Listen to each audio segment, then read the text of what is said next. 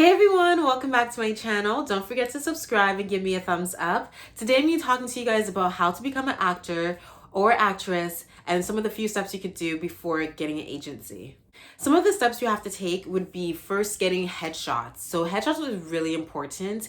You need to go to someone who is very experienced in photography for actors' headshots. The best thing to do is ask around. You can ask your friends who are also actors. You can ask different casting offices who will recommend you to at least the top 5 photographers that you could go to, and 3 to 5 different looks. There could be a sporty type of headshot, could be a pretty girl next door. There could be an office type, so if you do like a CSI type of show, like something that's more serious, a smiling one. For commercial, you want more serious one. For dramas, or 8x10 headshots. Once you go for a photo shoot, they will let you know, bring 3 to 5 different outfits, at least for the tops, and then you can switch out of them in privately and then go onto set and take more shots. And it's always a great time because you want to look your best and feel your best and just have different moods or think different thoughts in your head. Modeling for this is really comes out in your photos and you see it, and especially the photographer let you know, oh, this one's great or this one's not too good.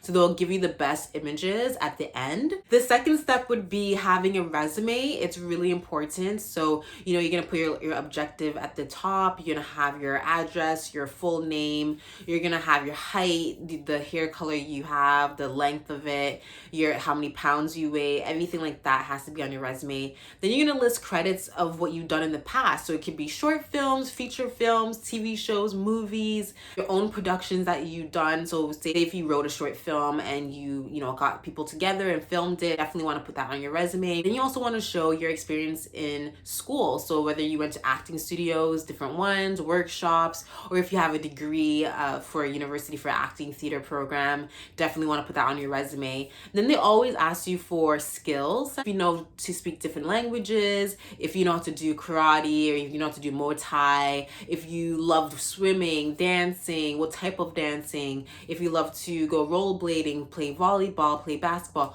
all different hobbies that you do great, you definitely want to put that on. Especially also if you have CPR, your driver license, that's also important to put on your resume. But yeah, they really want to see everything that you've done, whether it's for your credits for film or also your experience in acting and what teachers that you worked with. 1 page is great, but if you can't fit everything in 1 page, then 2 pages tops. Then third step I would say is having a demo reel. It's really important, especially when you're starting out in the beginning. You're not going to have a demo reel if you don't have any credits. That means if you didn't do any short films, any feature films, any TV shows, nothing. So you're going to be like, oh my gosh, what am I going to do? Like, I don't even have a demo reel to send to your agent.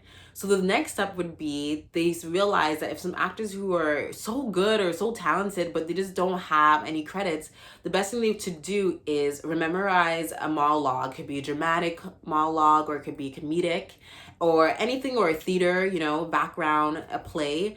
Memorize a monologue and just film yourself doing it at home. Always crop it and then just send it to the agent. They just want to see your acting abilities, what you could do, and show them different ranges. So whether you want to do drama where you're tearing up, or it's really serious, it's something that's really gonna like take you there, down that road, down that path, or do something comedic. If you're really good at doing comedy and you're great at improving and all that stuff, go for it. Show them what you got. And sometimes if you don't want to do that, if you're going to an acting class every week, say like once or twice every week, you're always on camera. So what you could do is whatever your teacher instructor films you for your acting scene, for a movie or TV or any monologue, you could always have that on camera on an SD memory stick.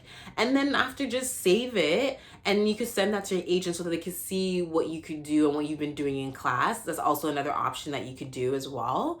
That's if you don't have a demo reel. Now, if you have a demo reel, you want to keep it to 2 minutes max. You don't want to go higher than 2 minutes. They kind of just want to see you doing different roles within that 2 minutes, and just show your best work at the very beginning. That's very important. So if you did like a really cool TV show that's well known, show these agents that you've been on this show and you got cast for it, show that TV show at the very beginning. Do not wait for it at the end. Show that at the beginning. Then you can show another feature or another short films after it. But you really want to show your best work at the beginning, because from what I heard and from what people told me, they literally know if they want to take you on as a talent for their roster within like the first 10 seconds. You know what I mean? Like it's really the first impressions is really important within this industry. That's just how it is. So I would say show your best work at the beginning and then put your other work after it. If you have amazing work, then it doesn't even matter. You know, just do what you think looks best, and then you can always hire someone to edit your reel, or you could do it yourself if you think you're talented enough, or you think you could just do it. And you know, a lot of people are doing their own work these days and it looks fantastic. So if you could do that, that's totally cool as well. The fourth step would be putting all that together. So that means your headshots, your resume, your demo reel, or even a clip of your work, with whether it's a monologue or it's a scene from your class.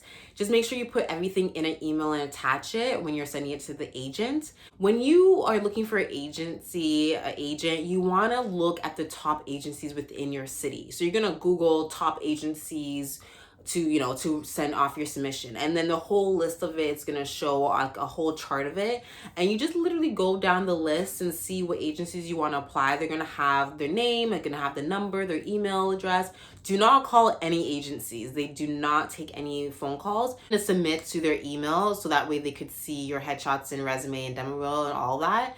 And then after a week or two, they probably will get back to you and say, yes, we would love for you to come in and have a meeting with us. Or sometimes the agencies just don't have enough time to even tell you that they didn't choose you. So they won't even send you an email back. You just understand that after 2 weeks or 3 weeks the most, that they just didn't choose you, and maybe sometime in the future they will choose you, whether you have better reel, or if maybe they already have someone that has your look or your age range around there, so they're probably like, oh, there's no point. Sometimes there's been agencies that I know I applied to, and then they're like, oh no, not right now, but we'll love maybe in the future.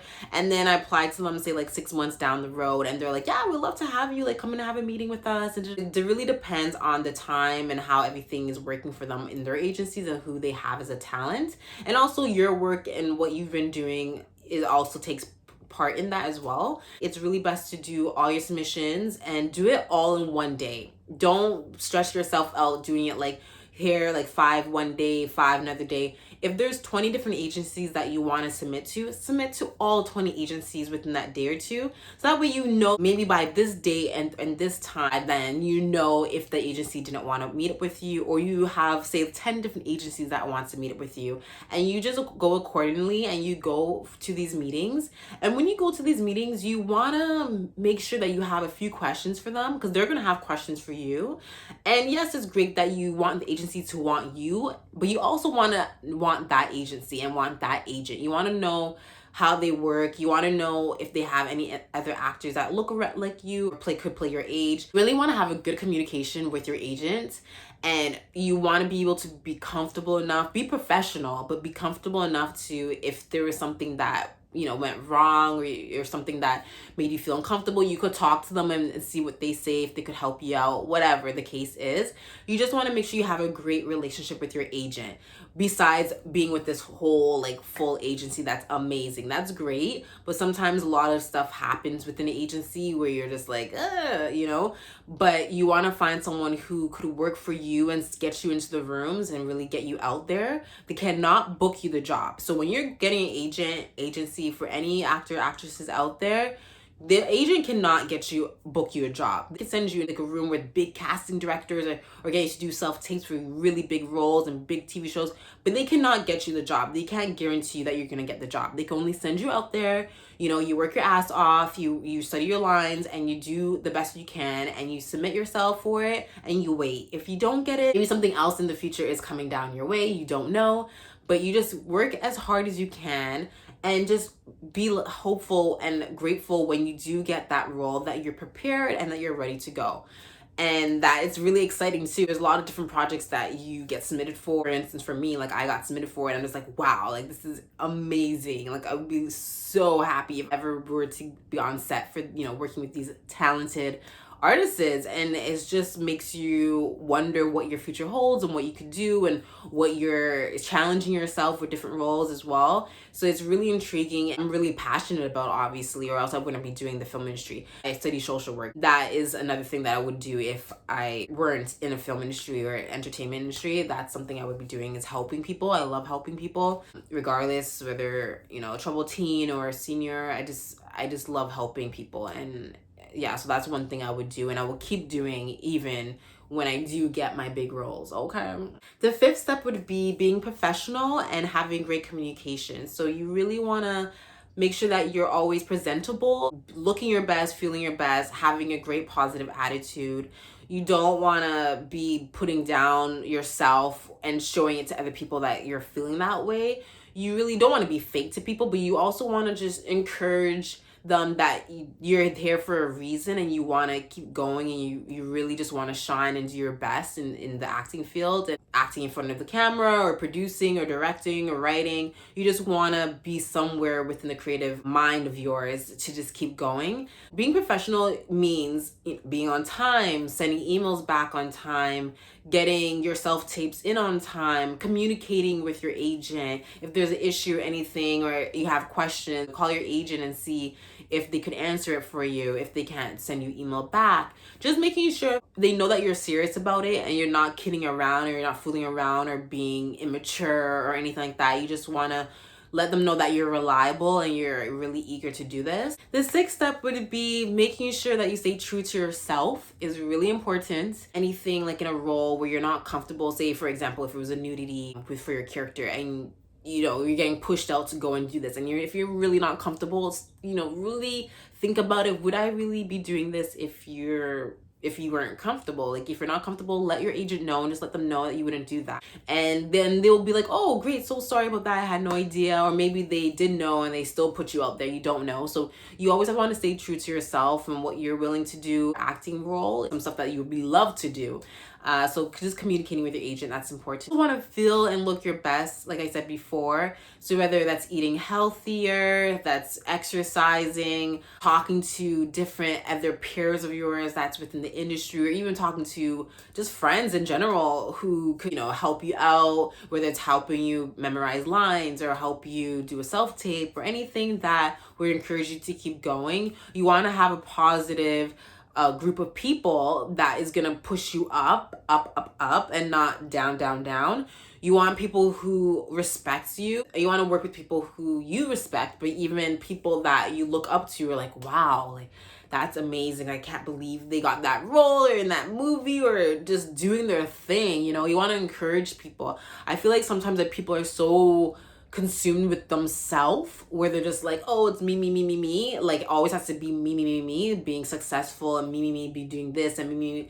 But you also have to give love and spread love to people who are doing it, and even whether they're for your friends, whether they're people you don't even know but know of. Show respect and give gratitude to the people who are around you, who you're like, wow, like this person was in my class and now they're doing a huge movie or a huge TV show.